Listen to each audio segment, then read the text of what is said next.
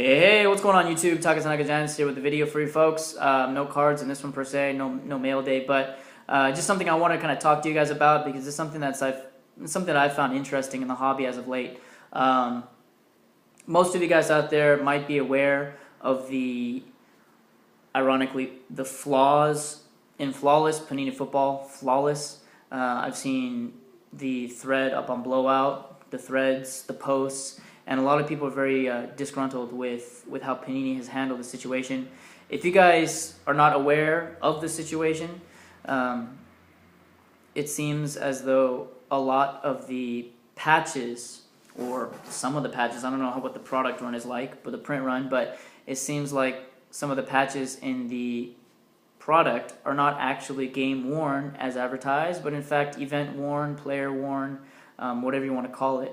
I know some of the detectives on Blowout noticed that some of the jersey material that was used in the cards is not officially licensed for NFL games. So they're jerseys coming off the rack of a store, which means, Panini's gone out, picked them up, thrown them on a player, if that, and taken them off and cut them up and put them into cards, which has kind of been the standard for a lot of these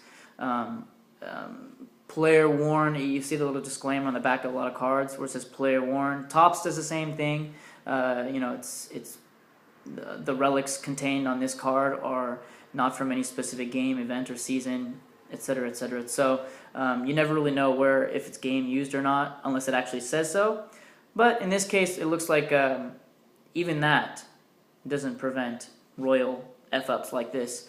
And so, it's a huge flub on Panini's quality control, I guess, on their side of that, which really makes you wonder if they're effing up this royally bad on a $1,300 product, or I don't know how much it is now, it's probably going down in price, but if they screw up so royally on a high-end product like this, what does it say about a lot of the other products in the print run, like right now, or in the past? How authentic or how game-worn has some of this stuff been?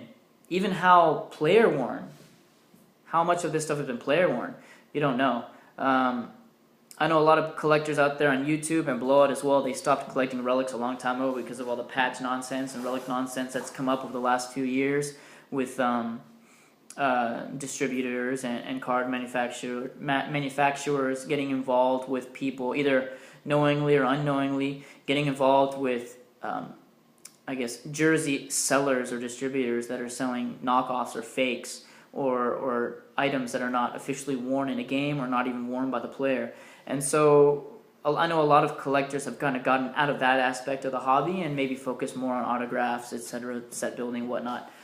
But after seeing this kind of news, it really got me thinking a lot about the cards that I have in my own collection. And I don't necessarily chase a lot of, I do chase a lot of relic cards because I like Topps Museum collection, mainly for the relics, because I think the relics look so nice.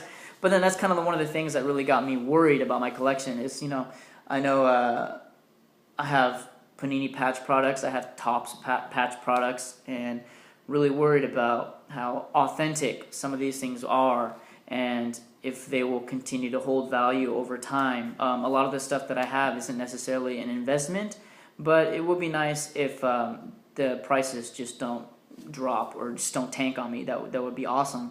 But I'd like to know that some of the cards that I have in my collection actually will retain some kind of value and some kind of collectability. And if these things are coming out as just not authentic, or it's just unraveling a huge scandal, then, what's the point of collecting anymore, really, aside from maybe autographs? But then there's always, what's up with this autograph? Is this autograph even real? Some of the players just don't really care about signing their stuff anymore with all the redemptions out there and all the half-ass signatures.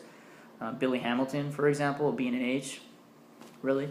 But, so there's a lot of discussion in the hobby and on Blowout about, is it worth continuing this hobby? Why are so many people just sticking around when all this crap is just raining down on us? And one of the interesting, I don't remember the actual the forum members' user handle, but one of the things that he mentioned, or one of the phrases I thought was really interesting, one of the quotes, I guess, is that all of this I guess laundry list of bad things that have happened over the last year and a half, or maybe 2 years, a lot of this negativity and a lot of the bad things that have kind of shown up in the hobby is outweighing his nostalgia for the hobby.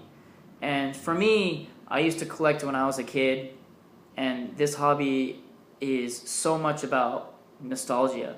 When I open up a pack of cards, I kind of get that rush like when I was a kid, or looking at some of my favorite players, it takes me back. I'm a grown-ass adult, and I look at guys on cardboard. Seems kind of weird and maybe slightly homoerotic, but it's just, for me, just very nostalgic. And when I open up a pack of cards and I get maybe a patch or something like that, I really have to think, is this real? It says it's real, but maybe it's not. So, there's kind of that balancing act, and now it's starting to tip the scales, I guess. And it seems like, I don't know, it seems like the hobby is on a downtrend. We'll see, with all these exclusives coming out, and, Topps sticking with baseball, Topps having baseball, Panini having football, Upper Deck having hockey. Who has basketball? I think that's still Panini. Can't remember. I don't follow basketball too much. But, it really makes you wonder, without the competition and without, I guess, basically without the competition, who's really checking the other company? Who's keeping people in check or holding people accountable for what they're producing? And for now, it seems like a lot of the Blowout members are doing so. If you guys don't really know what I'm talking about, you guys probably checked it a long time ago. But if you guys still sticking around, I'll leave the links down below. I got an email from Blowout, like a November newsletter kind of thing, and just basically outlined, or not really outlined, but it included some of the links to the Lance's blog. No, the Knight's blog, the Knight's Lance, I think is what it's called. But anyways, their forum over there on Panini, and kind of their public announcement about this whole situation. There's a whole lot of people talking about that as well, because apparently it seems like the moderators on the Panini forum are, obviously Panini employees, and they're going through and approving only the comments that they like. So you see a lot of positivity on the comments over there, but not necessarily a lot of disgruntled collectors. So if you're out there, for those of you folks out there that have busted a box or a briefcase of this product, I hope there's some kind of resolution for you. I hope you guys aren't upset, and I hope it's something that you can overcome. I have not personally busted any of this product. I haven't picked up any singles. I don't bust this product because I'm married, and my wife would kill me if I spent this kind of money, but on a one go of cards. But for those of you guys out there that are worried about your collection now, I hope everything pans out for everybody involved, for all of us collectors.